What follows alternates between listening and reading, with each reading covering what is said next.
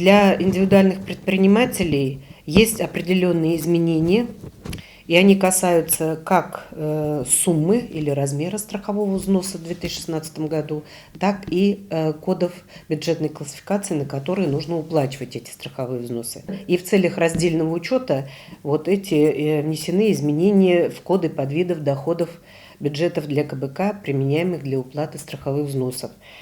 Если у предпринимателя доход до 300 тысяч, то формула применяется для расчета размера страхового взноса та же, что и в прошлом году.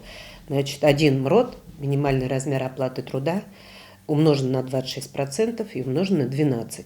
Вот, в соответствии с этой формулой размер страхового взноса в 2016 году для индивидуальных предпринимателей составит 19 356 рублей 48 копеек.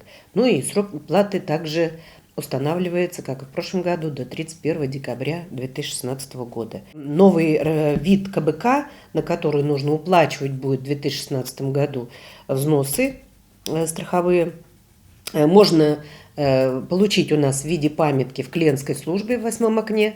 Можно зайти в личный кабинет предпринимателя, где предприниматель может увидеть все коды КБК и на обязательное пенсионное страхование, и фонд медицинского страхования.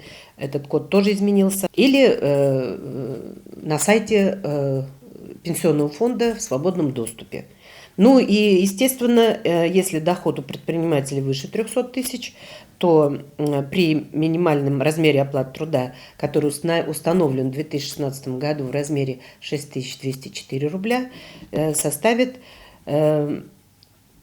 19 356 рублей 40 копеек и плюс 1% от суммы, которая превышает 300 тысяч. Но этот размер тоже не может быть более 154 851 рубля 84 копеек. Срок уплаты 19 356 рублей 48 копеек до 31 декабря. А вот сумма в размере 1% от дохода, превышающего 300 тысяч, не позднее 1 апреля 2017 года.